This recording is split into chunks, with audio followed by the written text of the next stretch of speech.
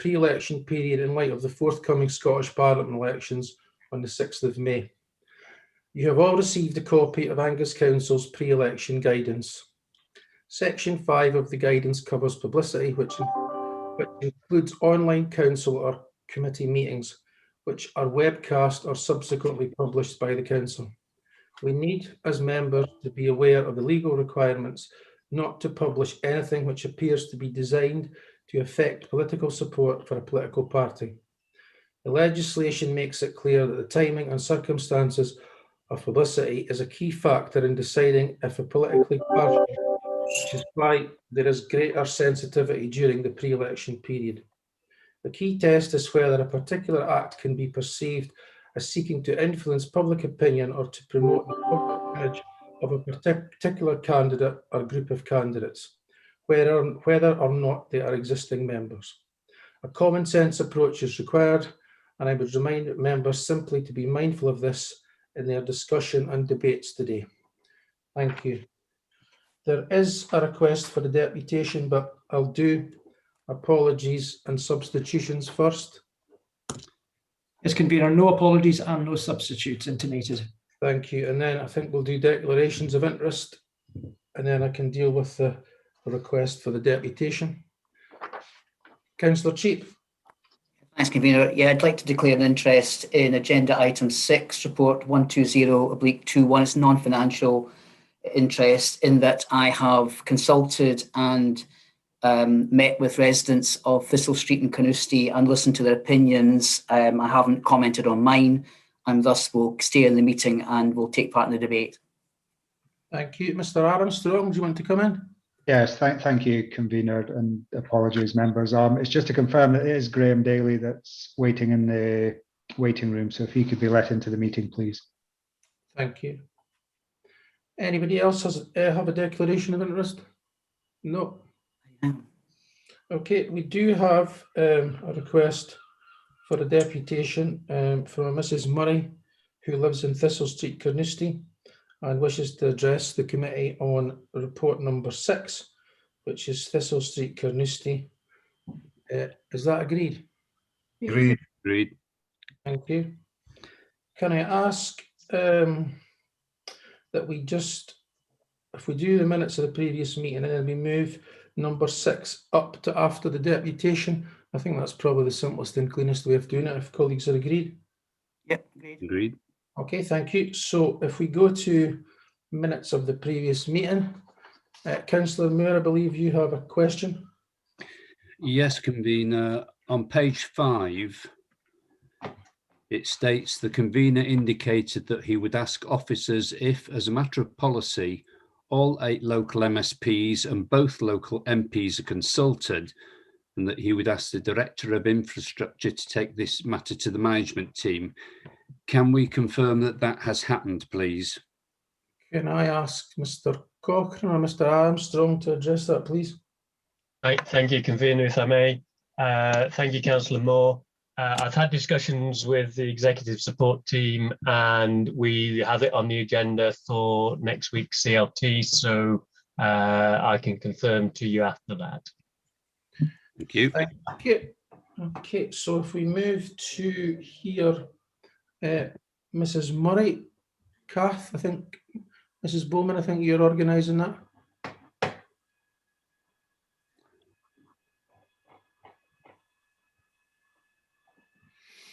Hi, can you hear me? Yeah, hi, Mrs. Murray. Hi. I'm the convener of the committee today. So, Yes, yeah, nice to see you again. nice to see you. The committee has agreed for your deputation, so just fire away.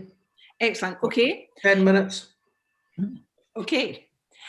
Today, I'm going to talk around a slide deck as supporting evidence of issues I'd like you to take into consideration before making a final decision on any changes made within the boundary of Thistle Street, Carnoustie. And this is purely from a resident's point of view. Hopefully today I'll demonstrate that I've taken into consideration the needs of fellow residents within the proposals I'm going to make.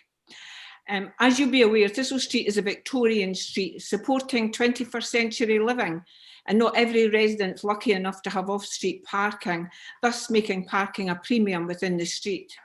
I am aware that some selfish parking has led to complaints from residents who live within the cul-de-sac, as they find it almost impossible to enter and exit the cul-de-sac safely. And towards the end of my presentation, I will endeavour to give suggestions on how I feel this can be overcome. My slides hopefully will demonstrate some of the potential issues that would impact on the use of my off-street parking. Kath, if we can go to slide 1, please. Thank you. This shows the pavement on my side of the street, which is the south side. And at this point in the street, the pavement is only 3 feet wide. So you can see from this slide that when I exit out of my drive, I have only got 3 feet and then I hit the road. So it makes a huge difference in the ability of exiting and entering my off-street parking. If we could have slide 2, please, Kath. This shows the pavement on the opposite side, that's the north side, which is directly opposite me. And as you can see, it's 6 feet wide. So it makes entering and exiting much easier. So I think that when you have a look at this, you could see that if you're bringing a car out of parking on this side of the street, you're 6 feet out before you actually hit the street. When the notice of intention was put up in Thistle Street, Councillors Cheap and Boyd very kindly came round to speak to all the residents, and they distributed handouts which stated that the proposed yellow lines that in Thistle Street would go past our house and stop outside number 13. However, when I looked at the plans online, to me, it suggests that the double yellow lines would only go partially across the garage at number 5, which is next door to me, and not all the way down to number 13. There's double yellow lines already in situ on the north side of the street, and they only go partially across number 24. If parking is permitted from this point, that is outside number 24, down the north side of the street, and agreed this would give more parking spaces, then vehicles could be parked right opposite my off-street parking. And all this came about because it was due to selfish parking further up the street. This would also cause some congestion in that part of the street, and I'm going to demonstrate that hopefully on some slides as we go through the slide deck. So as I said, there'll be congestion in this part of the street, and at the same time be permitted my side of the street, which is the south side. If there was parking on my side of the street, it wouldn't then cause as much of a problem. If we can go to slide 3, please, Kath. This I've done to demonstrate. Now, this is the garage you see is where I think your double yellow lines are going to stop halfway across it. So the cone on the street, that shows the average size of a car is about 6 feet. And this is me trying to come out of our off-street parking. And as you see, if there was a car parked there, I'd find it really difficult because, again, I've only got 3 feet of a pavement, so most of my cars still in my off-street parking. Okay, if we can go to the next slide, please, Kath. Lovely, thank you. So this demonstrates some of the other potential issues as well. So this is my husband driving out. The cone again is where, if there was a car parked opposite us, that's where on the north side of the street, that's the difficulty we would have. Also, you'll see there's a car coming up the street. Now, if a car parks opposite my drive, it not only impacts on us getting in and out, but also any vehicles like the bin lorry or delivery lorries or other residents wanting to come up and down the street because it's quite narrow at that part.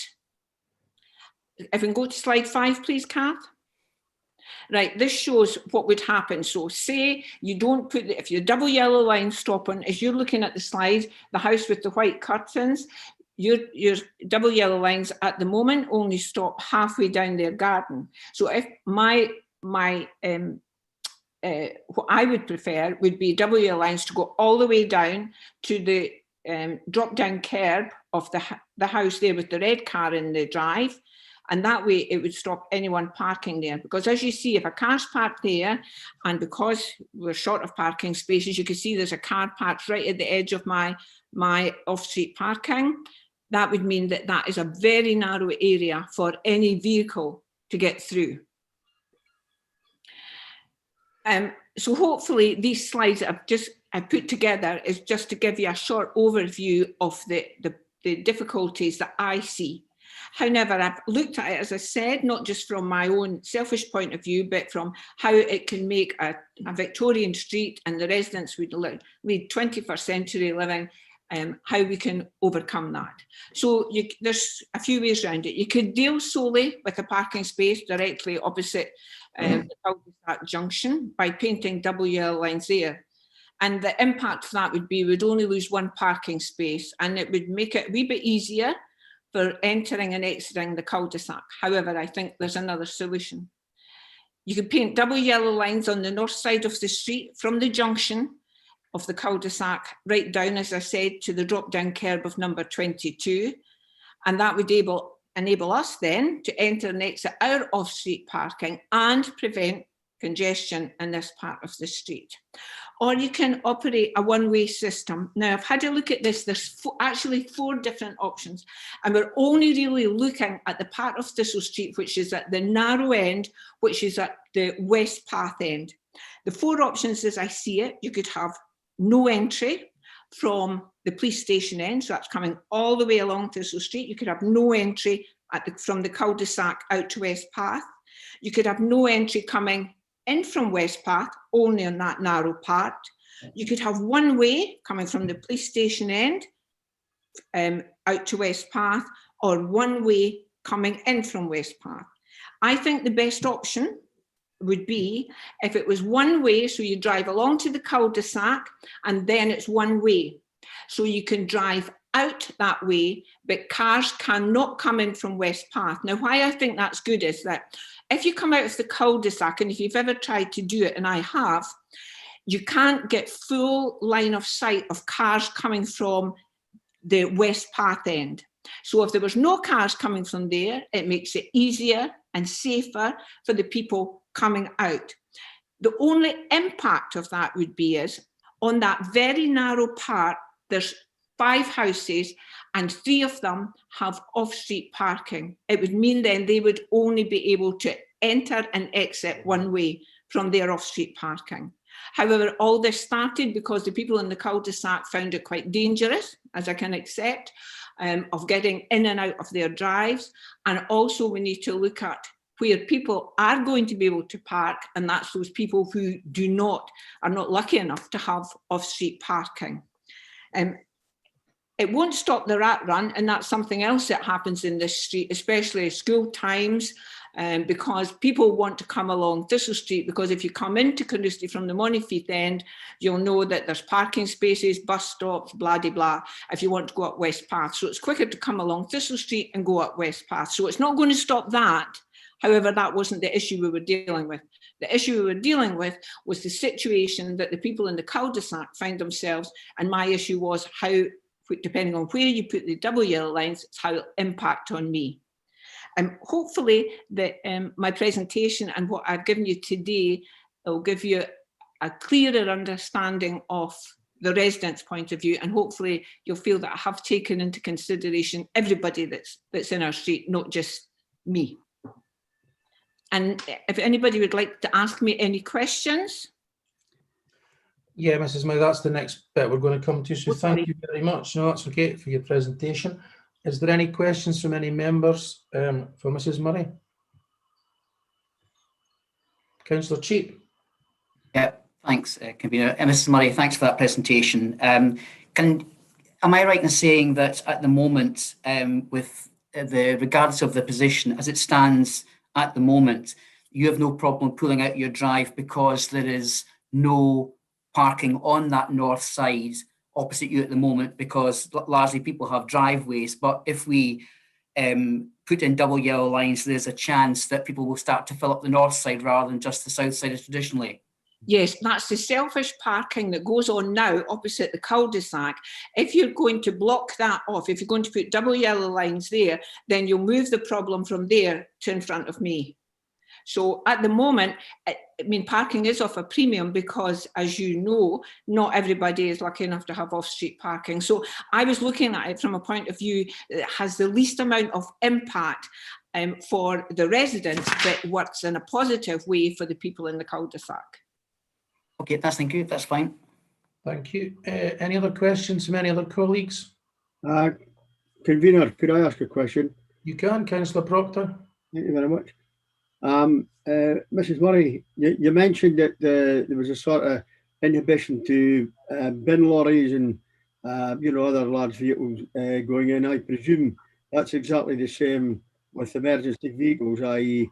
fire engines, ambulances, etc. Absolutely, absolutely. And that's why I suggested the one way from the police station end out to West Path, because West Path is very narrow. I can't drive out and a car can't drive in. You've got, one of us has to mount the pavement. So for an emergency vehicle coming in that way, it wouldn't be of any benefit. So it makes more sense if you're going to do that bit one way, that it comes from the police station end along, because then it allows everybody, it allows the traffic to flow better. So yeah, it would have huge impact. A fire engine wouldn't get along. Thank you very much. Thank you. Anybody else? No. Right. Well, thank you very much, Mrs. Murray. No, thank you for giving me this opportunity. I really appreciate it. Thank you. Apologies, Councillor Moore's hands went up. Councillor Moore, do you have a question? Yes, but it's really to officers, if I'm allowed. Can I take some guidance? Should the question to officers be as part of discussions of report 6, or should we take that question now? I think, Chair, yeah, it's questions at this moment directly to the deputation, and if there are no more questions to the deputation, then the committee would then proceed to deal with the report, and then there would be the opportunity for questions to officers. Thank you. So we'll move to the actual report 6. Just give people a chance to bring it up.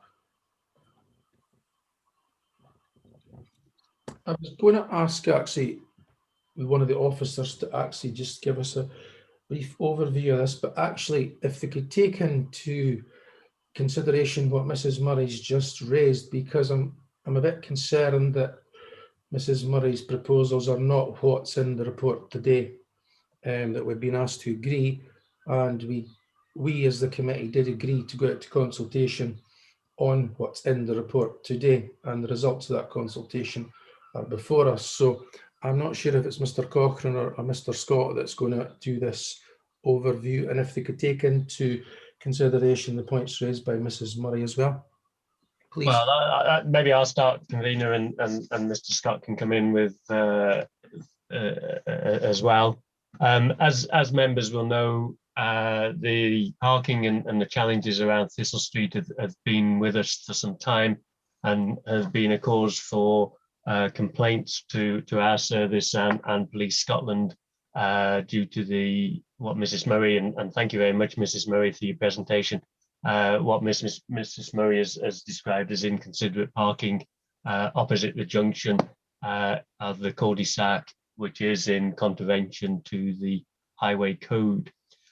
So we have looked for some time and various options here.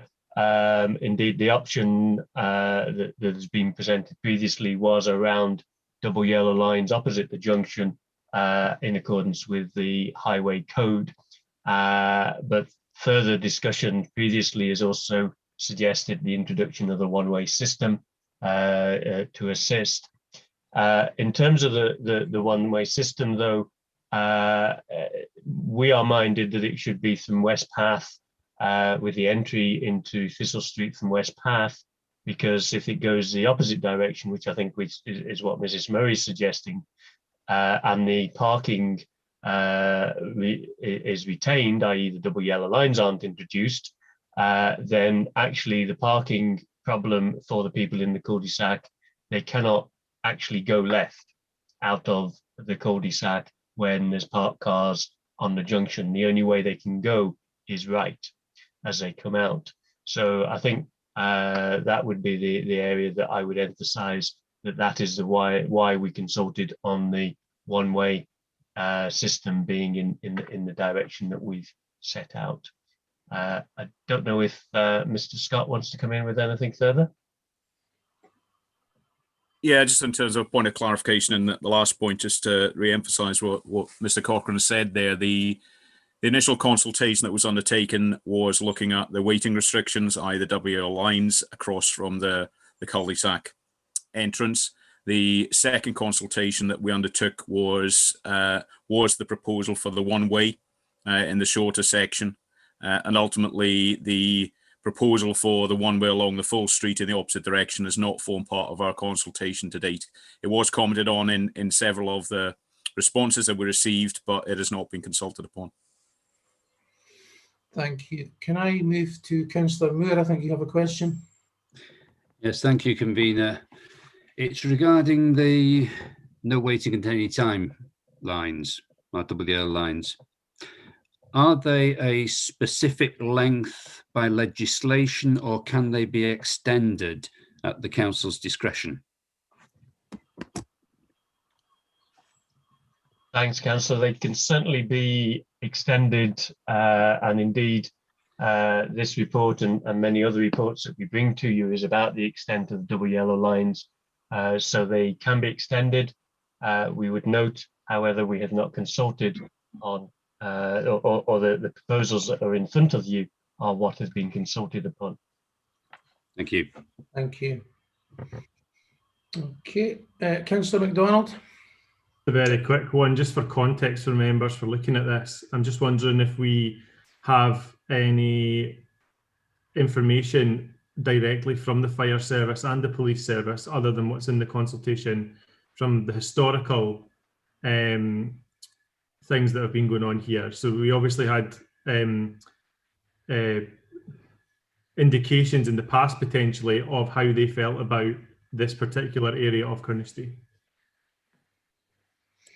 Mr. Cochrane or Mr. Scott, who wants to address that? Thanks again, and thanks for the question. Yes, we've met with Police Scotland on several occasions here. They support any of the proposals that are put forward in the report, and they do have concerns about the cul-de-sac situation.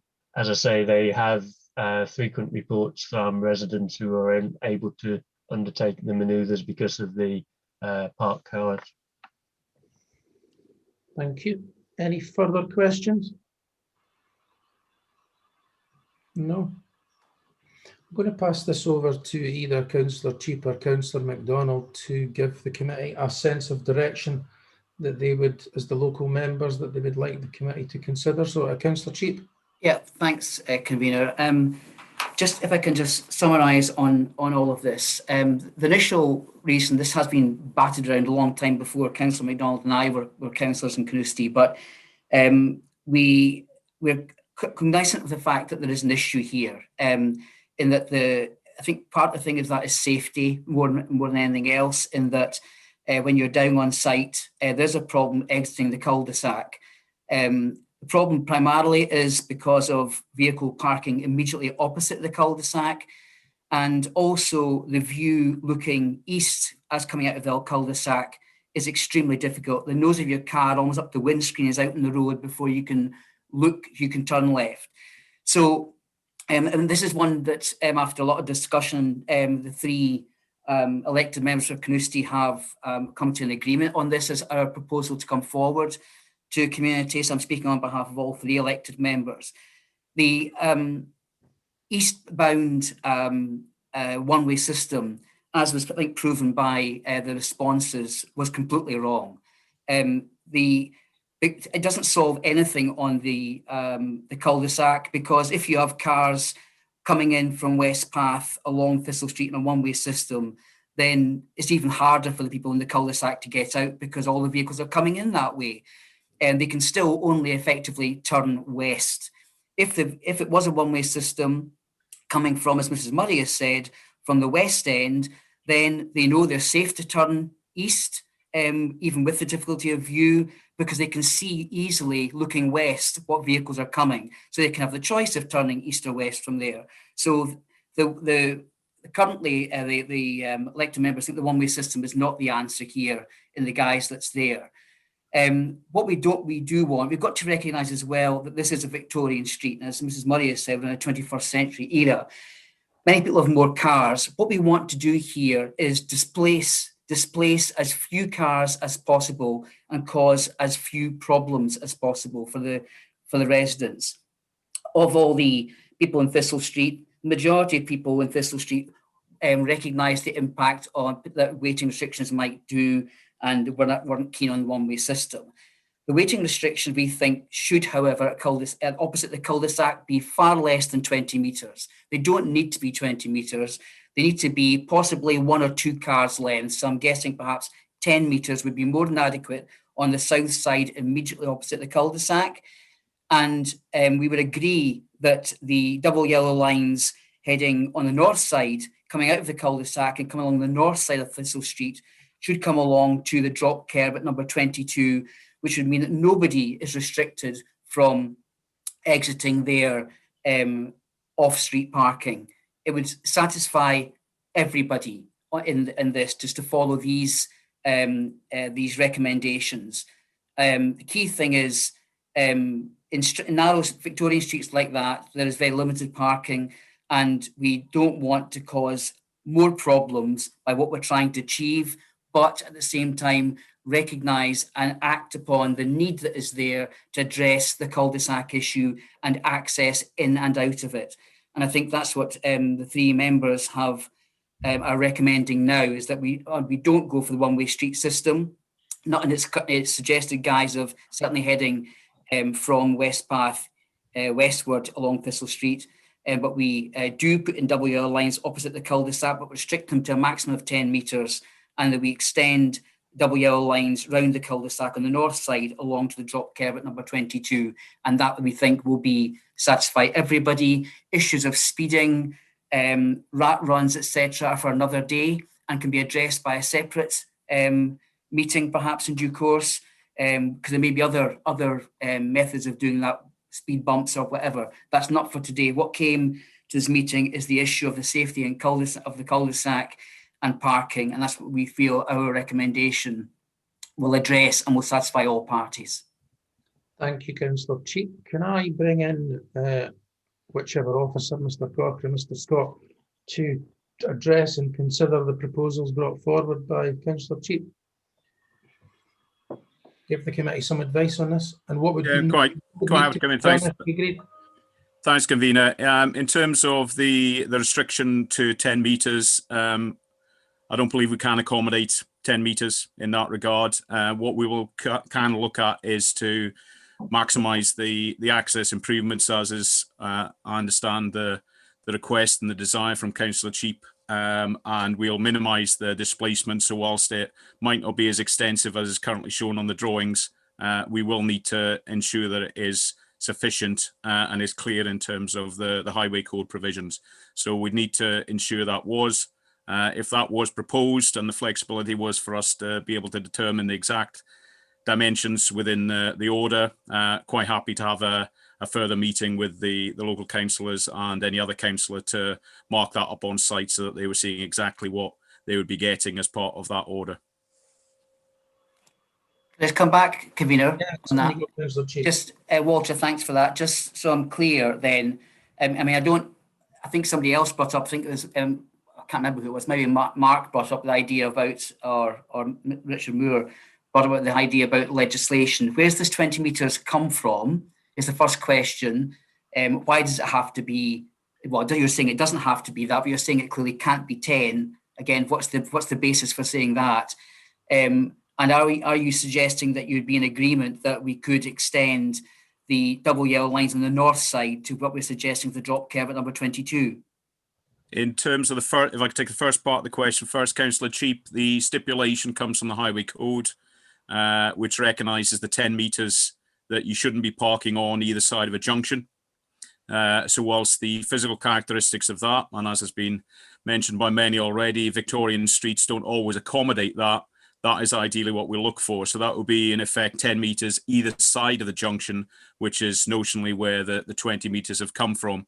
However, as I say, there's a degree of flexibility, but not 20 down to 10 in that situation. So we do have the flexibility with what's been consulted upon and what is in front of the committee today. In respect of the extension of the existing double yellow line and waiting restriction, which is coming out the cul-de-sac along to number 22, that is not what has been consulted upon. And therefore that would be a deviation away from that. So I don't feel that it is appropriate that would form part of an extension to this particular recommendation, this report, or the order that's been proposed. Okay, I'm not sure if Councillor MacDonald might want to make any mention of this. I think what we really want to avoid here is a sledgehammer to crack a nut, depending on the circumstance. And I think following specific guidelines in that might be defined in some streets, but in such narrow old Victorian streets like this, I don't think it can be black and white such as that. I think that's causing a lot of problems. It will certainly displace a lot more vehicles and cause problems. And it gets back to the issue we've just said of, if we're not willing to, just because we didn't consult on the fact of extending WL lines, it doesn't mean it's not the right thing to do. So I don't want us to go into anything that would actually stop us doing that. If it wasn't for that, we should just keep the status quo and ignore it altogether in that case.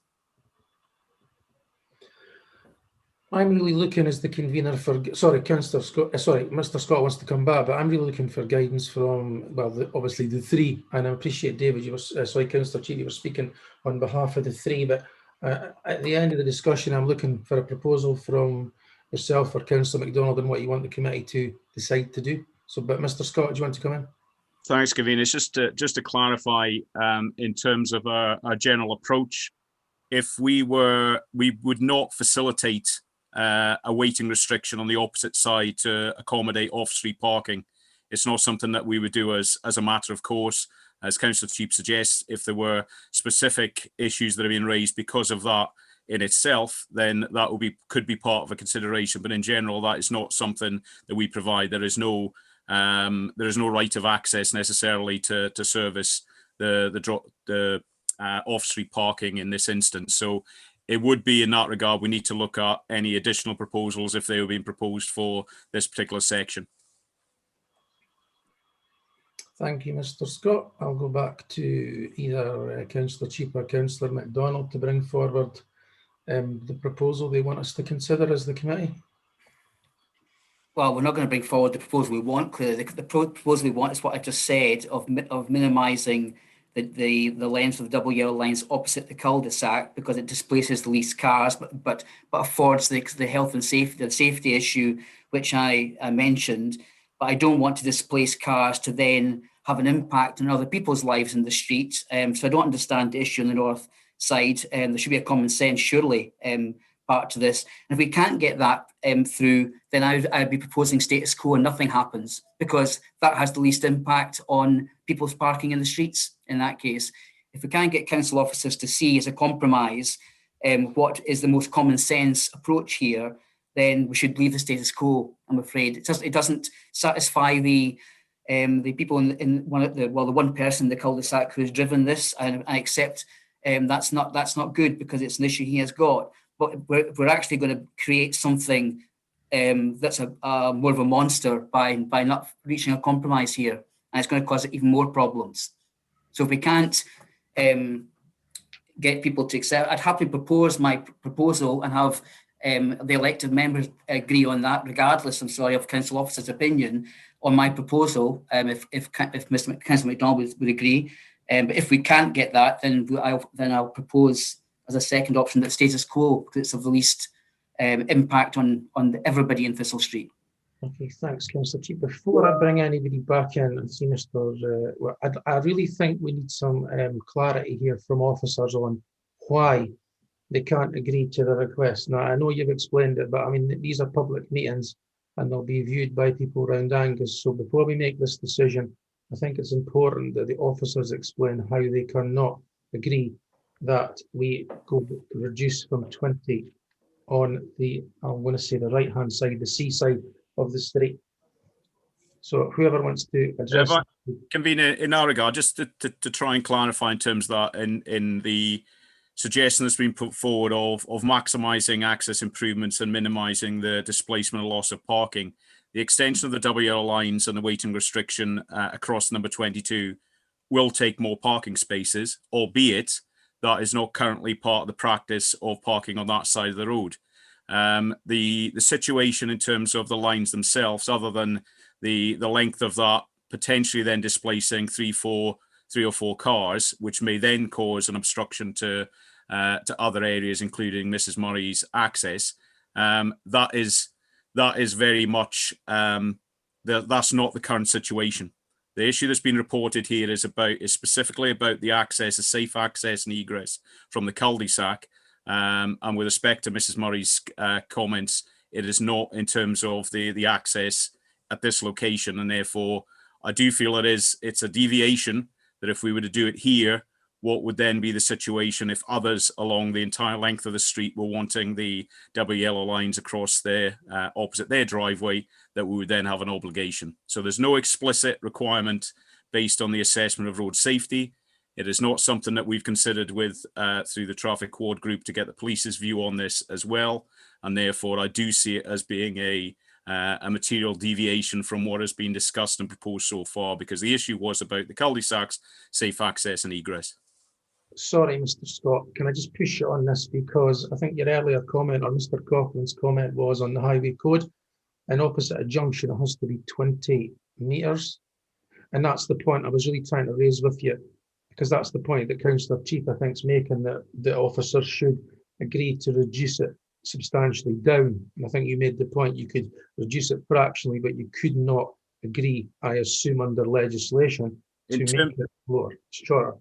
Sorry, convener. Yeah, the issue here is, and just so that we're clear here, we're talking about the length of the proposed lining on the south side of the street, and therefore the notion there is, and the proposal there would be for 10 metres either side of the junction, which is the rule of thumb. In a similar guise, the rule of thumb would be 10 metres on the north side coming out of the cul-de-sac in either direction. And as can be seen from hopefully from the drawings and whatnot, that will be relatively consistent. So we wouldn't be looking to put in waiting restrictions along an extended area, which would be in excess of that on either side. That would be our rule of thumb, that 10 metres would be both the ideal and the minimum requirement, unless the physical situation on the street meant that we could be accommodating a lesser length of line on either side. Okay, right. I think Councillor Durno was next. So, Brenda? Yeah, I just want to ask, would it not be possible to put in residents parking only, and then like what they have in Edinburgh, and just have the things that people can get in and out and nobody else can get in and out, and then the ambulances or Amazon drivers could get in and out. And that way everybody would be happy. Is that not an easier solution? Just asking. I'll let the officers address that point.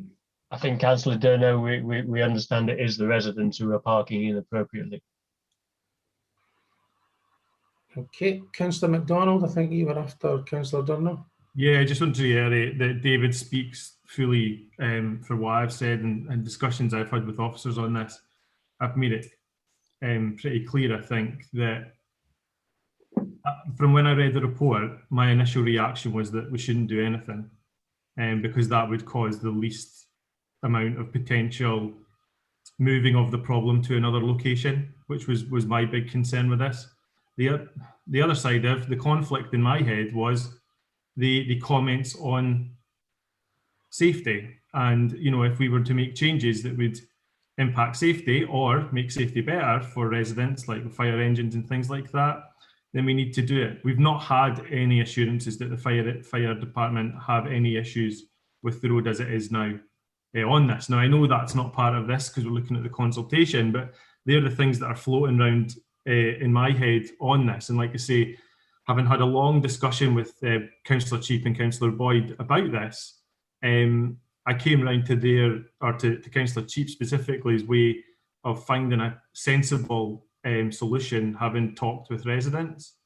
I still think that given what we're facing here, and what if I understand what's been discussed properly, it seems to me that we're probably in a position where we should just leave it. I mean, I don't know how Councillor Cheap now feels, but I just worry that if we make changes here, it'll make it worse by moving the problem to somewhere else, and then we're just going to have the same issue. That this is the third time, I think, or the second time at least, that this has come up to a different council, and this needs to get sorted properly.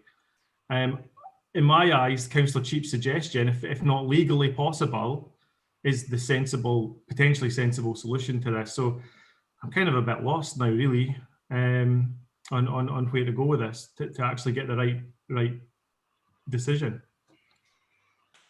Convener, can I come back in quickly on this? Yeah, I was just about to ask you. Yeah, Because you're looking for a proposal, and if this is an elected member's proposal, can I propose that we go ahead with what I've said is the common sense, safe, and sensible solution here to minimise the length of double yellow line parking on the south side opposite the cul-de-sac to as minimum as it's possible for a safety point of view, rather than dictating with exact meterages, which I don't understand at all, and that we propose the extension along to number 22's drop care, as I was said. Doing all of that will satisfy all of the issues that have been brought up ahead of this meeting, which is safety, which is allowing emergency vehicles into the cul-de-sac, which they can't do at the moment without knocking cars out of the way, to be quite frank, and will displace the leased cars and will not create an additional problem that is not there at the moment, which will be the problem if we follow the recommendation that's on here.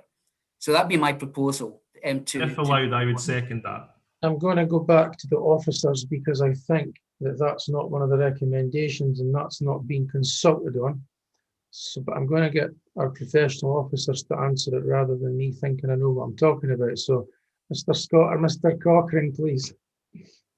Thank you, Convener. Perhaps if I understand, Council, and I appreciate, we absolutely appreciate as officers the challenges that are here, and as we've discussed the Victorian streets, but we're also discussing inappropriate parking and road safety issues, which of course is why we're here, why this has been round the traffic coord with our police colleagues, etc. in the past, and sadly for the residents of the cul-de-sac, why it continues to be a problem.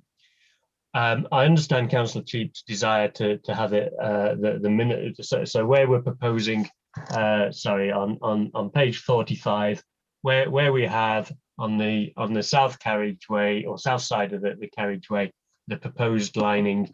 I realise your request is for the minimum amount of space there. I will take that away. We'll look at vehicle swept paths in conjunction with the highway code, but I think at the moment it's probably is where it is. That it's not going to be significantly less than what we already set out there in order to have vehicles being able to exit and access the cul-de-sac. But we can give you an undertaking that will take that away. I think from the element on the north side and on the bottom of that page, extending it to past, I think it's number 22, sorry if I've got that right, or to the driveway, which is indeed Mrs. Murray's concern, and I can understand Mrs. Murray's concerns of being of the vehicles that are displaced from that area where we're proposing lining to simply being parking outside number 22 and creating a different problem for Mrs. Murray. I think, as we've said, we don't actually provide junction protection or protection for accesses. It's not part of the highway code. And indeed, in terms of this report, we haven't consulted on it. If we were to go to consultation, and clearly there would be some who would be in favour of that, Mrs. Murray and the likes, there may well be others who see it again as displacing their potential parking elsewhere.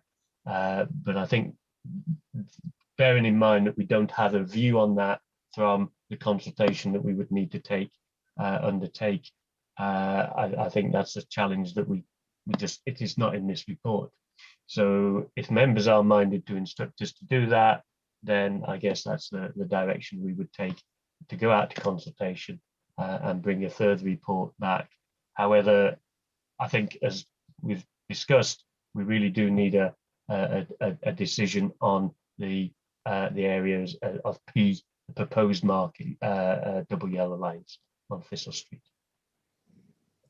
Okay, so can I just go back to Councillor Cheap and recap that he is proposing that we go out to consultation on extending the north side yellow lines to up to or past some point at number 20? Drop curb with number 22.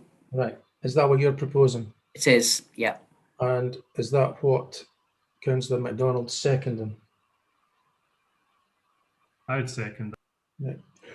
Can I ask for views from any other colleagues before we make a determination?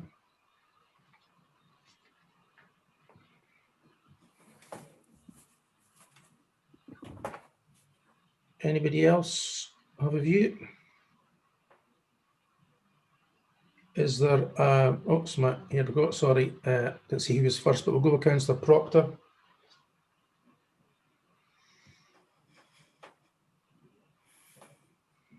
Thank you very much, Convener. I remember at the very start of this administration, early 2017, we all met down in Thistle Street, and the saga seems to be going on. Nothing seems to have benefited either the residents who live in that street or elsewhere in Carnoustie. And I do feel that we've come up with a suitable and sensible solution, that we should actually go for that. And if that is what the majority of the residents prefer, I think we should be there to support them and our local elected members in Carnoustie. Thank you. Councillor Braze. Yes, well, I have been to Thistle Street to have a look, but it was some time ago. I haven't really felt able to be trailing away there during a global pandemic for another look. And I feel that I should be backing my colleagues from Carnoustie in this one. Thank you. Councillor Davey, did I see your hand up, or have you dropped your hand? Apologies, yeah, it was, I was just going to make a comment that I generally would always be in favour of the consultation replies, but the number, 22 to 13 is small, and if the Carnoustie members think this is a sensible thing to consult on, I just hope we don't end up coming back with the same situation where another resident has suggested actually that they would like the double yellow lines slightly shorter or slightly longer. Just because I do worry that we'll end up in a continuous cycle, but I'm happy to support the Carnoustie members on their suggestion. Councillor Mayor. Thank you, Convener. Yes, I just wonder. I mean, I would support the Carnoustie councillors, but I just wonder whether it is worth implementing what has been consulted on to see what impact it does have, and if necessary, come back with modifications that have been consulted on later. Thank you. Anybody else? No. I'm minded to support the views of the Carnoustie councillors. I think this is a localised issue in Carnoustie, and it's important that we take into consideration the views of the 3 elected members. That's what their role is to do, to represent the views of their constituents. I do share a little bit of the concerns raised by other colleagues, so that we might be going round in circles here, in the sense that when we go out to discuss this and consult, we may have another set of proposals coming forward from a different set of residents in Thistle Street. So I'm going to suggest, as I say, I'm happy to support Councillor Cheap and Councillor MacDonald, but I think I'm going to suggest that the 3 Carnoustie members, we have a discussion with officers in the next week and determine really how they want to take this forward. Because, as I say, you might find there's another couple of residents come out of the woodwork when they find out what's being proposed here. So, as I say, I'm happy to support. Is there an amendment to this? And can I ask Mr. McCaskill what we need to do with the recommendations here? So I assume we're agreeing to 1, which is to note. We're agreeing to 2 to note. And would we be substituting 3? Can you maybe give us some help here on the wording? Chair, yes, I would defer to my roads colleagues in that respect. In that, once we clerk the meeting, I think the detail of it in terms of the roads authority should be more appropriate coming from the proper officer from the roads authority. Okay. Mr. Cochrane, do you want to assist us in the wording of how we achieve what Councillor Cheap and MacDonald are looking to do, and it's now been agreed by the committee? Thank you, convener. I think the question was to determine if waiting restrictions are one-way traffic management restrictions or a one-way traffic management system and restrictions were imposed. I think committee are minded not to implement the one-way traffic management. I think if you are agreed, I believe, subject to comment, to implement waiting restrictions on the south side of Thistle Street with discussions on the length of those restrictions to be held and agreed with officers and local members. And agreed to go to consultation on the north side. Yeah. So, sorry, yes, I think you've got a further item 4 would be as stands, and then I think you have a further recommendation, which is or an amendment, which is to go for consultation on the extension on the north side. Yeah. Okay, so can one of the clerks write that up? And I think we all know what we've agreed to. And has everybody agreed to that? Agreed. Yep, agreed. Great, thank you very much. Thank you. So we shall move on to number 4, which is the vehicle replacement programme. Point of order. Sorry, Councillor MacDonald, I think, is it? No disrespect to Mrs. Murray, but I believe she's still in the room. Oh, my apologies. Are you still with us, Mrs. Murray? Yeah, She's muted. She's muted, she can't. Right, okay. Can you hear me now? You can. Can I just thank you very much for coming along? Can I just add one wee thing, please? Just one wee thing. I'm sorry, you can't. No, once you've spoken, apologies. We have to stick to the standard. Councillor Cheap will come and see me. That's an offer you can't refuse, I'm sure. Okay, thank you very much. Okay, thanks. Have a nice day. See you all. You. I'll log off now. Bye-bye. Thank you.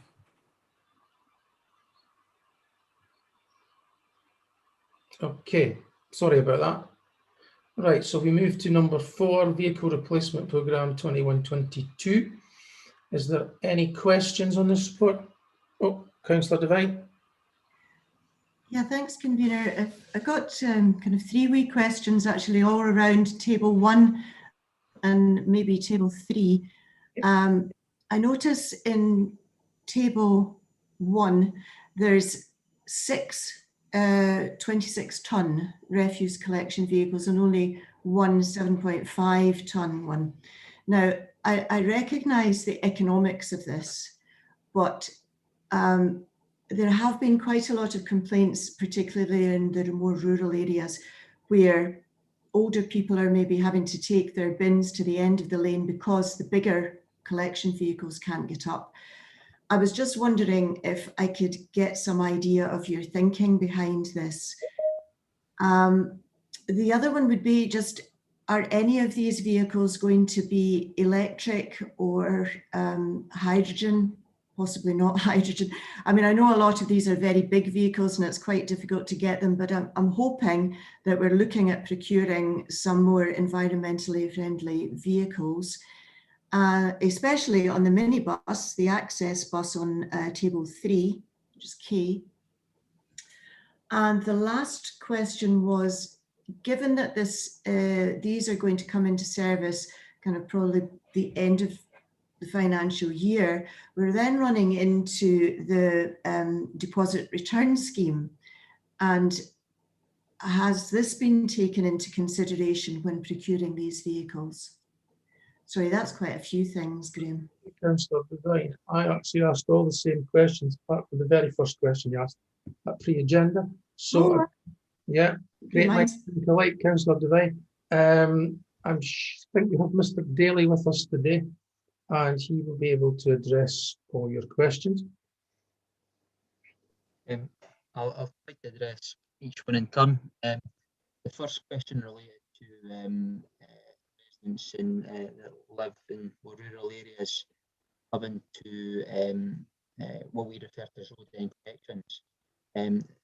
And just to explain the background, was I think it was 2013 it was agreed by committee that we would move to road end collection where feasible to do so.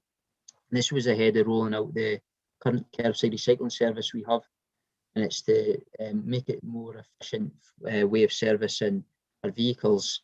Accessing private roads does take a lot of time. Also, they tend, not always, but they do tend to be poorer condition. Sometimes the condition are that poor that it could damage the vehicle as well. I would stress that that's not always the case. So it was agreed in 2013 at committee that we would, where feasible, to do so. And what we mean by feasible, where there's space at the road end to collect the bins safely. And that's the reason now we've actually got a huge amount of road end collections across Angus, and you might have noticed in neighbouring local authorities that they have done the same. So it doesn't really relate to the type of vehicle. So you know, whether it's 7.5 tonne or 26 tonne, that was what was agreed. And as I said, from memory, it was 2013 committee agreed to that. The next question, I think, was regarding alternative fuels for vehicles, something that we are very aware of, and the commitment there is at a national level to phase out petrol and diesel vehicles, including large goods vehicles as well. We are monitoring very closely. As it stands, the capital cost of actually purchasing for large goods vehicles such as bin lorries, the capital costs are huge, and the economics just simply don't add up to do so. But what the government have done is they've funded trials with some local authorities such as Dundee and Glasgow of electric and hydrogen vehicles. So we're also seeing if we could in any trials, potentially hydrogen, but nothing confirmed there. But at the very least, we'll be receiving data and information from these other councils regarding the alternative fuels. A minor thing, but something we have done is electric lifters used at the back of the vehicle. Last year and this year, we'll purchase some that, rather than using diesel from the fuel tank of the vehicle, it'll use the electric lifters from the vehicle. Hopefully, does that answer those two questions? I hope. I think you know, when in town, when you've got somebody with a disability or older, they have a, what do you call it, a pull-out system, or, you know, the guys go and take the bins out. So what happens to the older or more disabled people in the rural areas? We offer it's a similar situation. There are examples where we mentioned there where it's feasible to do so, and there is instances where it isn't feasible because we do need to offer an assisted lift service to these households. So do take into account the fact if someone needs assistance with their bin. Okay, I just hope that's quite widely known then. Okay, thanks. And the DRS? Yeah, the deposit return scheme has actually been delayed. Well, sorry, I'll correct that. It hasn't been confirmed as delayed, but the government have announced that an independent review of the start date of it was due to start on the July next year, July 2022, but it's to be reviewed, and industry thinks that it will be delayed. It looks likely, but it's not yet confirmed. And what I would say is that I don't anticipate that it will lead to a change in the type of vehicles that we need to use. I will maybe require us to look at our services, but in terms of the actual vehicles, I don't anticipate changing that. Quite hear the end of that. Is everybody else having difficulty with? Yeah, I was having difficulties as well, Councillor Devine. I'll try again. That's better. Okay, I'll try again. I was saying that deposit return scheme has been reviewed, start date from July 2022, but I would also say that I don't anticipate that it will lead to the type of vehicles we use needing amended. We might need to review our services, but I don't think it will mean we'll move away from your traditional 26 tonne compaction vehicles or 7.5 tonne compaction vehicles. Okay, right, thank you. Thanks, Mr. Daly. Can I just get you to, because I asked you this question at pre-agenda, obviously I think we're all keen to move to electric and hydrogen as quickly as possible, but I think one of the numbers that stuck in my head was the cost of purchasing what we're about to purchase versus the cost of purchasing the equivalent vehicle, which would be electric. And from memory, it was 3 times the capital cost, but maybe you could just refresh my memory. Yeah, that is from what I've been advised from other authorities. I mentioned some authorities have actually went on the route of trialling these, is around 3 times. So you're looking about £170,000 for a bin lorry, and as Councillor Salmon has said, approximately threefold based on the information I've been told from our neighbouring authority, in particular. They've trialled the vehicles, but they have received funding from a national source to subsidise the funding. The vehicle, sorry. Okay, thank you very much. I think Councillor Duff was next. Yeah, thanks, Convener. I had a question about procurement. Who or what are the Crown Commercial Service? I mean, I'm familiar with the other two, which is Excel and the Tayside Procurement Consortium, but who are Crown Commercial Service? It's a framework similar to Scotland Excel. Actually operates at the UK level, and it's very well established. It's used by local authorities length and breadth of the UK. It's not as widely used probably ourselves. We didn't use the Scotland Excel, but as detailed in the report, it's considered a better option for certain vehicles. I just wonder how that would play with the council's desire to purchase locally, which has been a long trumpeted aspiration of the current administration.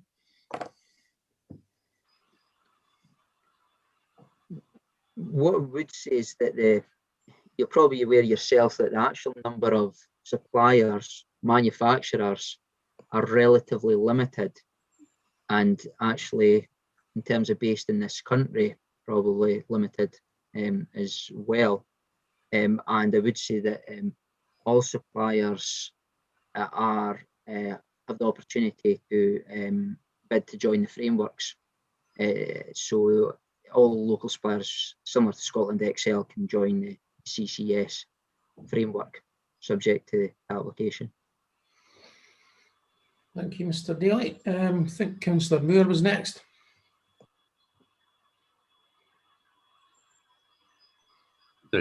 Thank you, Convener. 2 questions, both on table 1. Looking at a loading shovel at 180,000, I'm just wondering what a loading shovel is at that price. And I'm also concerned that we're buying 4 skips and they're £3,750 each. What sort of skips are they? Are the type like a container rather than the open top ones? The loading shovel is a mechanical bucket, with a tractor-like chassis that's very, very hard working, and it's used at our waste sites for loading and unloading material. For example, our composting site also bulking up trailers. So it's a very large, powerful machine, and that is simply the going price. And we could not operate our waste management services without such equipment, because we need it to transfer our waste. Simple as that. In terms of the other skips, that is for the largest open top type skips, and again, that is the market rate. We've been buying skips for many, many years, and that is the price of a skip that we put out subject to tender. So that's in the recycling centres? Yeah, that's the largest skips you see in a recycling centre. Yeah. Thank you. Okay, thank you. Councillor Braze. Yes, thank you. If we look at B on table 1, the refuse collection vehicles at a total cost of over £1 million. and we're replacing 6.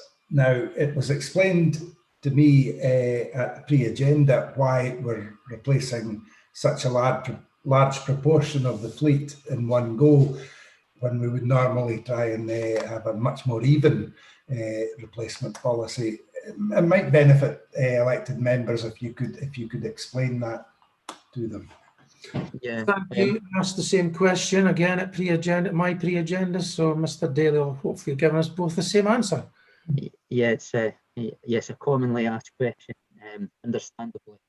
We have it's a 7-year replacement programme. So we have a vehicle replacement strategy where we've reviewed the maintenance costs, the number of vehicles, etc. for different vehicles. And for these large vehicles, it's on a 7-year replacement programme. There is, just because of when we originally bought the vehicles, there is just natural peaks and troughs. It's not the same, every exact year. It is higher than normal this year. We have 29 large trucks on our fleet. We're replacing 6, as you just said.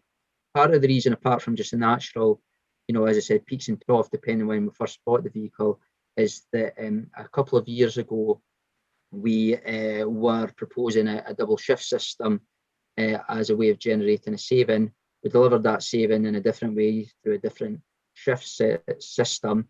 So therefore, but we did not purchase vehicles 1 year because we thought we were moving to a double shift system. So last year and this year, what we did was we just phased it out over 2 years to catch up the programme. So that's the reason, as I said, along with the natural, just happens to be more this year. That's the reason why it's slightly higher than usual. Thank you. Any further questions from any colleagues? No. Are we happy to agree the recommendation? Recommendation 1? Agreed. Thank you very much. If we move on to number 5, which is the Flood Risk Management Scotland Act 2009 update. Can I maybe ask one of the officers to give us an overview on this, please? Thanks, convener. I'll come in on that one. Yes, the I think you're muted, Mr. Scott. My mistake. I pressed the right button. Hopefully that time, convener. Yeah, the intention of this report is to seek agreement from the committee on the actions and the proposals that are going forward for consultation for the flood risk management cycle from 2022 to 2028. That is a joint consultation which is undertaken with SEPA, who at the same time consult on the strategies, and it's the plans, the secondary part, that we would be consulting upon. So this paper, this report is seeking agreement to that. It's also seeking agreement for us to progress with the requirements of the strategic environmental assessment for that plan. And it also notes in that regard, convener, the next steps, which would be a further report to committee following that consultation, and also as part of that consideration or further consideration of the funding requirements for next year as part of that budget. So there will be a further report to follow following on from the consultation. Thank you. Any other questions from colleagues? Councillor Duff? Yeah, thanks, convener. Can I just ask Mr. Scott when he expects the output from the Dynamic Coast Working Group in terms specifically of the coastal erosion at Montrose? Come in on that, convener. Yes, the report is ready as far as I understand it for publication. It has been held back until after the election period, so it's in the pre-election period. So my understanding is that will be released as soon after that as the arrangement made, so notionally in June of this year. Thanks very much. Thank you. Councillor Davey, I think you were next. Yeah, I've got 4 questions, if it's okay, convener, just to take them in turn. My first question is actually just in regarding to the publishing of this report in the pre-election period. Obviously, that restricts what we as councillors are able to say in our comments and questions. And I'm just wondering why the choice was taken to publish this report in the pre-election period when councillors are essentially restricted in what we can comment or state about this report. Mr. Cochrane, Mr. Scott, do you want to address that? Yeah, I'm coming again on that one, Convener, if I may. As is indicated in the report, there was a very serious cyber attack, which was the SEPA had suffered, which I think came at the end of December last year. That had a serious and significant impact on their operations, as well as their ability to correspond with them. The intention would have been that this report would have come up to the February cycle, but ultimately that was deferred. We did consider whether it was appropriate for it to go forward, and the decision was, on the balance of the issues here, it was more important that the actions for consultation were shared with the members for their agreement before we went through that public consultation. But as indicated in that regard, Councillor Davey, there will be the opportunity following on from that for the report and the details of that to receive more scrutiny when we hear back from the consultation and we start considering in more depth the funding of those actions.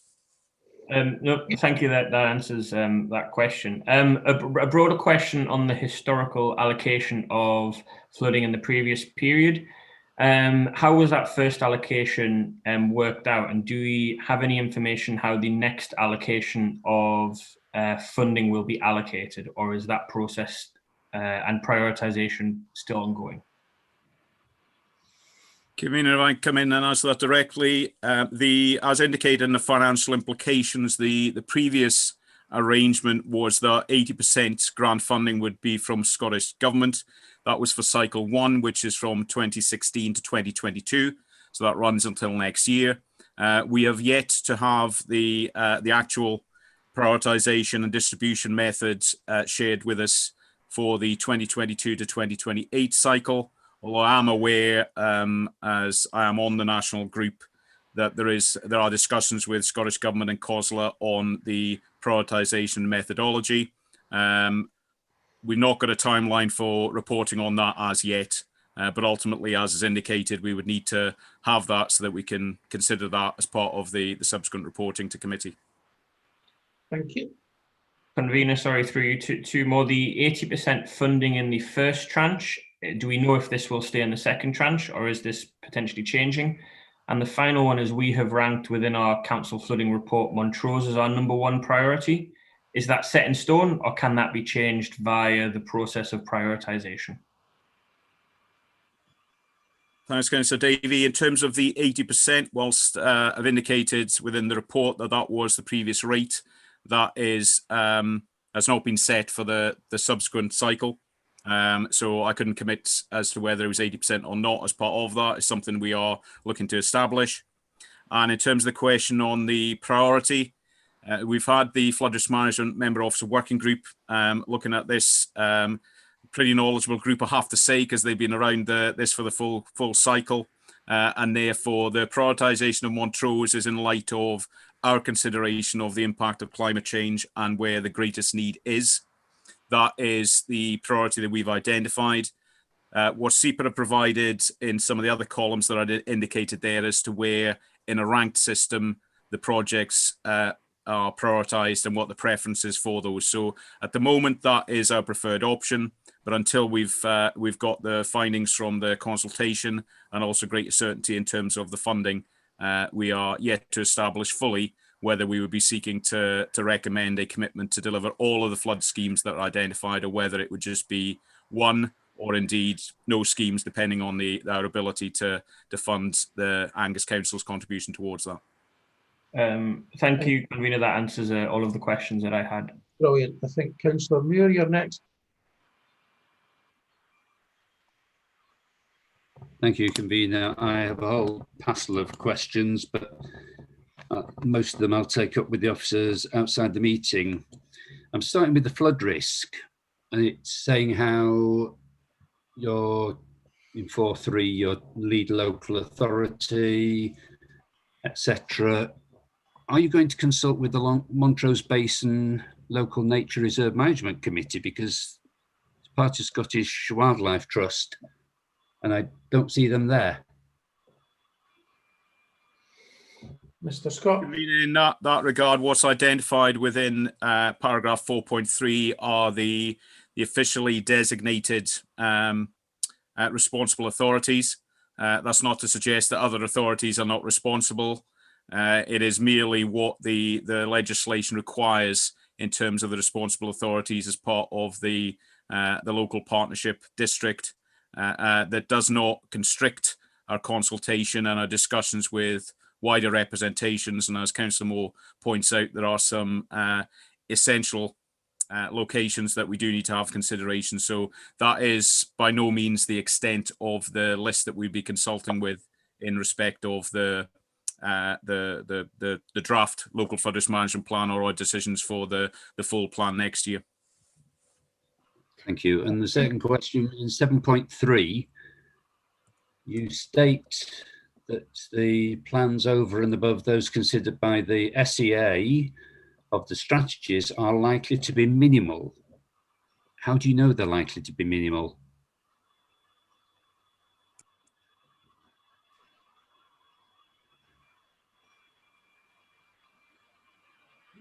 This is the second cycle, Councillor Moore. So we have an even greater level of knowledge and proficient on that. We are very content that the actions that are identified, that we are assessing their environmental impact. So I stand by the statement. And in terms of the level of impact that requires SEA consideration, it would be, I would state that is minimal. Right. Thank you. And the third question, going to Appendix 1. If I can go down. You have got the average annual damages.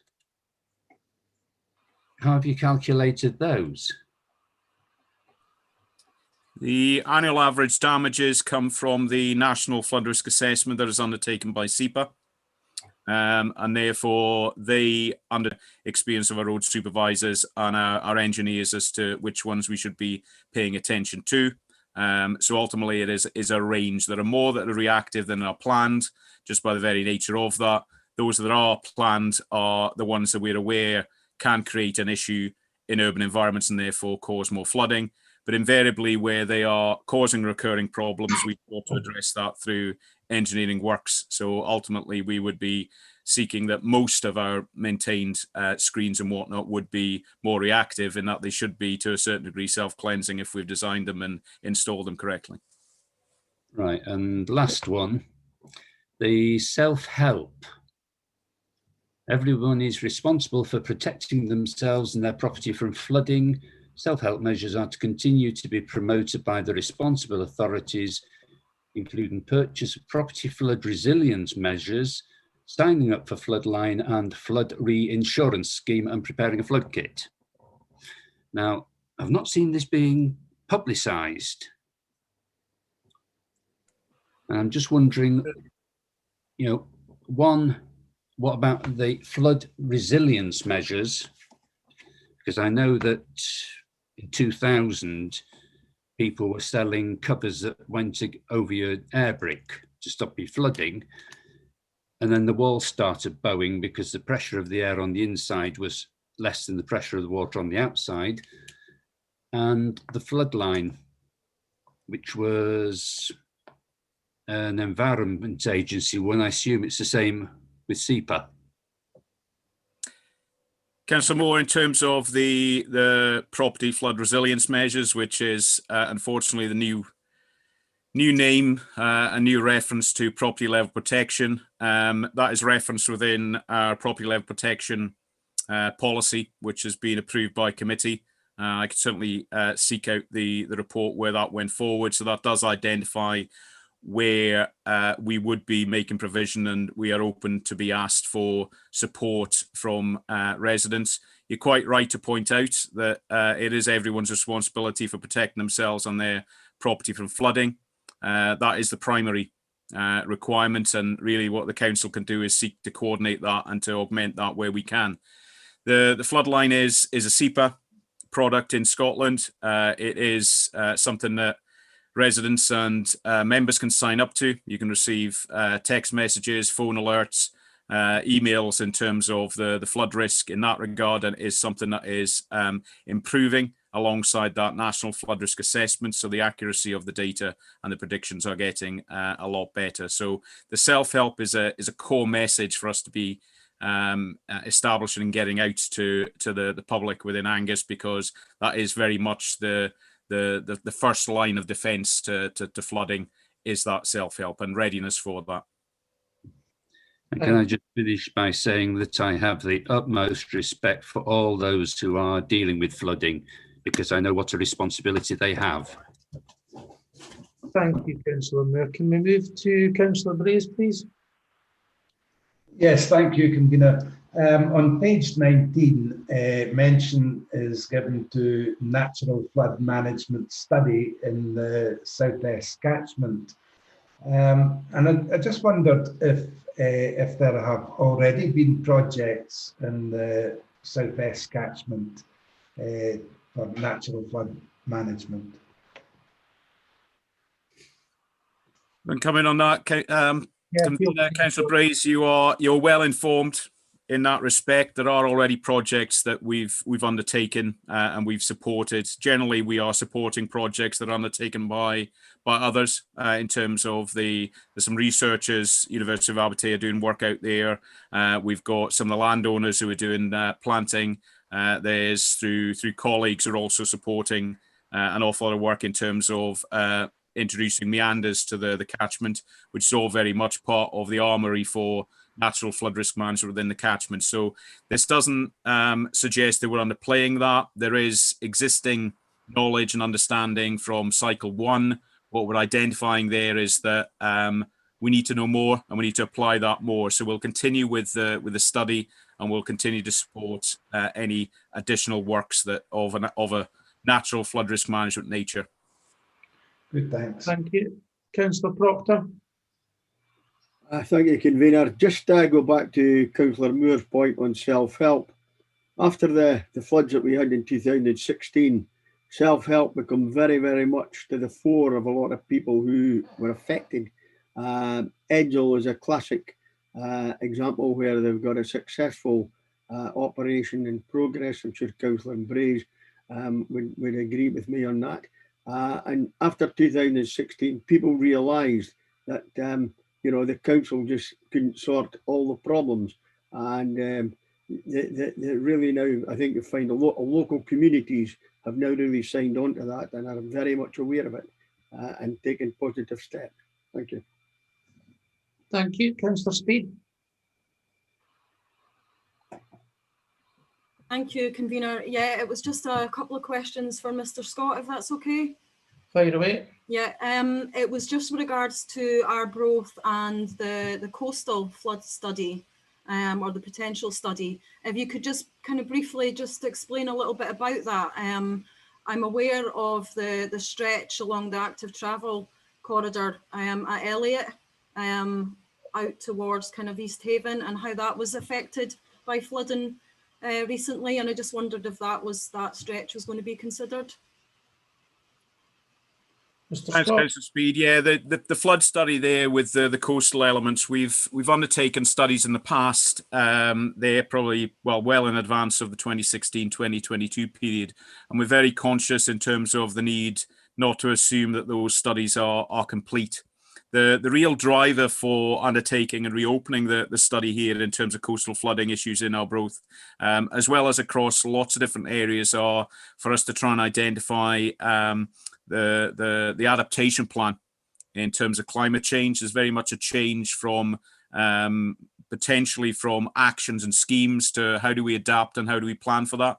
So what that flood study there, but also some of the other actions that are identified within the report, are leading to is the development of that adaptation plan, and therefore it would be more advised by that update to the flood modelling, the coastal flood modelling, so that we can have the necessary actions in place to address that and to adapt to flooding, rather than necessarily being able to actually prevent it. I think it's then just our ability to adapt to that, which will become much more to the fore.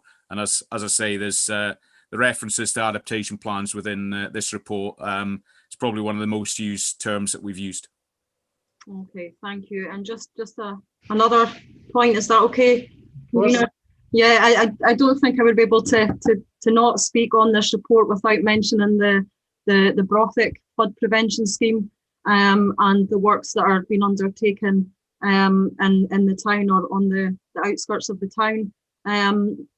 I think I've been along there recently along the St. Vidgeon's Nature Trail, and it's very obvious that the environment is changing in preparation for the works. And I know that the St. Vidgeon's Conservation Network have a big following and will be becoming more and more active as we kind of the restrictions lift. I know that it has caused a little bit of kind of concern and upset with regards to the works and the changes and possible risk and threat to the ecosystem. And I just wondered if there'll be ongoing opportunity for engagement, particularly with that community. Mr. Scott. Thanks, Convener. Councillor Speed, yes, we look forward to those further discussions with those members of the group. It has been something that we've established for a long time. There was, of course, the glitch in terms of our main contact point more recently, which is which is not a great situation in that regard. So we are picking that up again with the conservation group, and as we're moving forward, and there is an impact of such a major construction project, we'll be seeking to mitigate that as we go, and as soon as we see the green shoots in terms of an awful lot of what we're leaving behind, we would then hope to be looking to see what else we can do to augment the St. Vidgeon's area, as well as all the other areas that have been impacted by the flood scheme. Yeah, okay, thanks, Mr. Scott. Councillor Durnock. Just a quick question, Walter. Is there any plans in the future to have any meetings with the NFU regarding the fields, with them taking out all the big stones out the fields when they're tidying up after the corn's been cut, etc.? Because this is really having a big impact on flooding in our area. And years ago the stones were there, but of course they're using so much machinery now that all the stones have to be taken out. But has there ever been any dialogue with the NFU regarding this, because it's a big problem? Mr. Scott.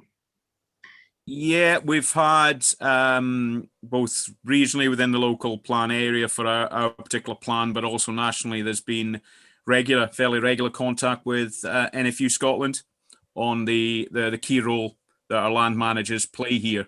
And that's very much, we see that sitting directly under that natural flood management, because most of the land that we're talking about sits within that kind of cycle, and therefore we do need to address that. So there are ongoing discussions as part of that.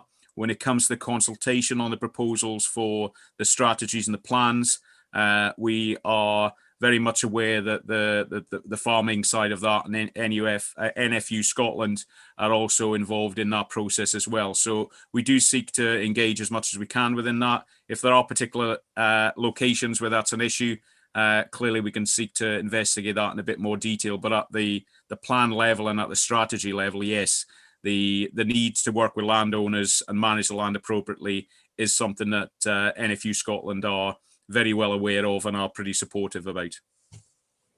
Okay, Councillor Duff, is it a question? I know you've asked already, but another question? Well, it was really just a follow-up from Councillor Durno's point about farming, because I know in bits of the Montrose ward we've had quite a significant problem from water coming off potato fields, and that's given a lot of flooding, which Mr. Scott's operational colleagues have been looking at solutions to. But I just wonder if we have enough powers to do something about this, because it kind of, we seem to say, well, every 7th year they plant potatoes, and when that happens, we can just have to expect a flooding situation, and it just seems like we should be being a bit more proactive. It's not a criticism. I just think it does seem to be a problem that as climate has changed, that we are getting more problems now with flooding coming off, particularly potato fields, of which there is a considerable number in Angus. So Duff, in terms of it strikes me there are two elements to that. If we were talking about strictly flood risk management, then the duty would be on the landowner below to deal with that flow. So if we're talking about flow from any land, including agricultural land, then that would be the requirement. If, as I suspect, given your reference to operational stuff, you are referring to the flow of water and mud and debris onto our roads, then we would then revert to the Road Scotland Act, which does have powers in it to take action in terms of flows that are coming from land, which are then having an impact on our roads, and particularly that would be from a safety perspective of any mud or runoff from those fields. So we do have more powers within the Road Scotland Act side of things if it's impacting on roads than we would do more generally. But as has been indicated, this is part of that overall approach to improving practice and working with land managers on that natural flood management. Thank you. Any other colleagues with questions? Any comments before we go to the recommendation? Councillor Davey. Thank you, Convener. I'd just like to draw particular attention to the average annual damages which were mentioned. 300,000 in Brecon, 400,000 in Carnoustie, 600,000 in Forfar, 90k in Kerry, 380 in Moneyfeith, and 390,000 in Montrose, and that's millions of pounds every year in flooding damages that we're dealing with. And the next items are repeated from the report. So page 32 specifically mentions we are awaiting the outcome of the national prioritisation of flood protection schemes and may be available for funding. Item 5.2 states that any significant flood risk management schemes will be subject to securing grant funding with 80% grant allocation. And I've certainly expressed concerns before that allocations being used up by larger areas. Item 5.3 also states on local government settlement for flood risk management, and we've noted it in budget papers previously regarding concerns about this. So we do need to see funding before we manage to fulfil these flood protection schemes. And I do have concerns that this will be swallowed up by larger areas before it reaches Montrose and Angus. SEPA's latest flood risk management strategy noted that Montrose and Arbroath are particularly vulnerable to flooding. We've also got the world's 5th oldest golf course, and we've seen rapid deterioration in the dunes at Montrose Golf Club. And how much longer will our seafront look recognisable? We've seen erosion measured at 3.5 metres in just 6 months at Annett Bank. And Montrose is Angus Council's top priority as identified in this report. And I would hope councillors would join in urging this to be funded as our top priority and a national priority. The prioritisation process in the last cycle looked at various measures, but we do not know what will come from the next cycle. Will it be population-based? Will it be economic output-based? Will other factors take precedence? Will 80% funding be guaranteed, or will this change? And that will obviously impact on what we can afford. So I do hope that we manage to secure that, because if we do miss out, as part of Angus will be unrecognisable in 2028. So I do back this report and back our officers in trying to secure the flooding management and flood defences that we vitally need across Angus. Thank you. Councillor Duff. Yeah, thanks, Convener. I think I would draw Councillor Davies' attention to two items. The first item is the investment in flood risk scheme in Arbroath, which I think other members have talked about today. And also it may be before Councillor Davies' time in Angus, but there was the very successful Brecon flood scheme, both of which were funded 80% by Scottish Government. I think if you were suggesting that money isn't spent in Angus, both those schemes would, I think, rather defeat your argument somewhat. I also think on a second item that Councillor Davey is encroaching the political situation prior to an election, and given he's a candidate, I would have thought that's a little bit unwise. I don't know what your view is, Convener, but I think you warned us all at the beginning about encroaching on the political agenda. Yeah, I think I made it clear it's a decision for the councillors themselves, because they've all had the same briefing that I read out, so it's a decision for each councillor to make. Anybody else got any comments?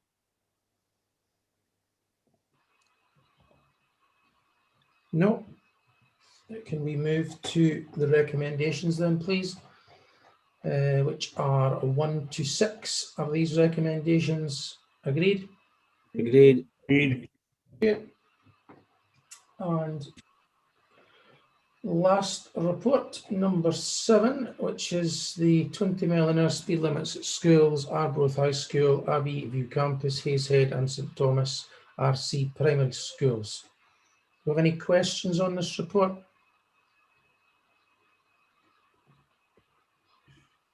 Councillor Muir? Yes, thank you, Convener. A few questions. In 4.3, it says traffic speeds are considered to be relatively high. Is that somebody's assumption or is that actually measured? Which officer wants to address that? I can comment on that, Convener. Yes, it is subject, has been subject to speed surveys previously, so it's a mixture of evidence, but also engineering judgment from traffic officers on that one. And in 4.11, schemes funded from this budget are evidence-based to ensure that the most hazardous sites are addressed on a priority basis. So we're saying this is a priority basis. Mr. Scott? In terms of the proposals in this report, these are at the latter end of a series of school locations that were assessed. And very much in that regard, over recent years, there have been part-time 20s and 20s put in place around our school estate. So ultimately, in this regard, these are possibly the last in terms of that particular study that we undertook. So ultimately, yes, there is prioritised, but ultimately all the others have been done that we'd identified, and these are very much the last remnants of that list. Right. And the only other question is, why haven't we got plans to show us what you're talking about? Because I have no idea where your measure's going in.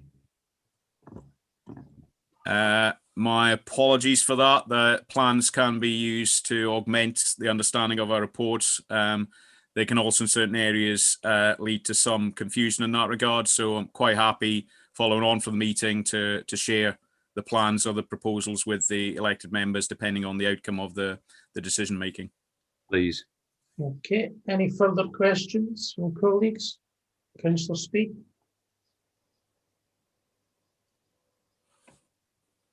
I'll get my mic off. Yeah, for Mr. Scott again, it was, I would imagine there'll be measures put in place just to kind of monitor the hopeful change and reduction of speed, which will, is our top priority.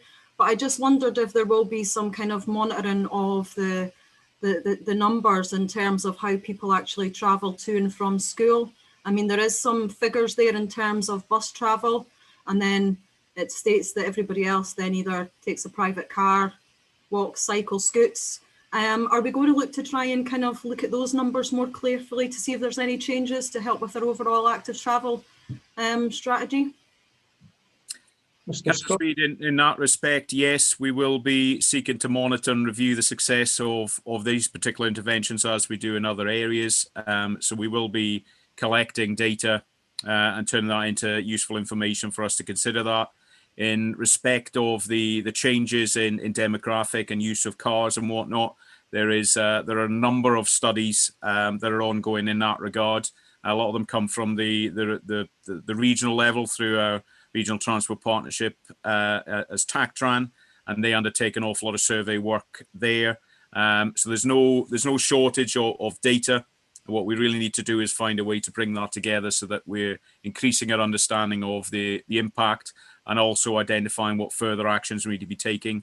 And ideally at that stage, we'll be able to present some of that more substantive and useful data in decision-making for future committee reports. Yeah, I think it would also be good for the public to see as well that data, and just, I guess, the part that they play, fully recognising that not everybody can actively travel for various reasons, but just to try and encourage that kind of bigger behaviour change that we need. Councillor Speed, in that regard, there is something within the remit of the Road Safety Member Officer Working Group that we'll be picking up on active travel and interventions there. So part of the discussions there, and no doubt part of the subsequent reporting from that group will be in terms of the successes and some of the survey data, so that members are kept fully abreast of the improvements that are being made and ultimately the benefits of the works that we're undertaking. Okay, thank you. Any other colleagues got any questions? No. Any comments? No. Okay. Move to the recommendations 1 to 4. You agree the recommendations? Agreed. Agreed. Thank you very much. That's the end of the meeting then. Thanks for everybody. Yes, thanks, convener. Yeah, thanks.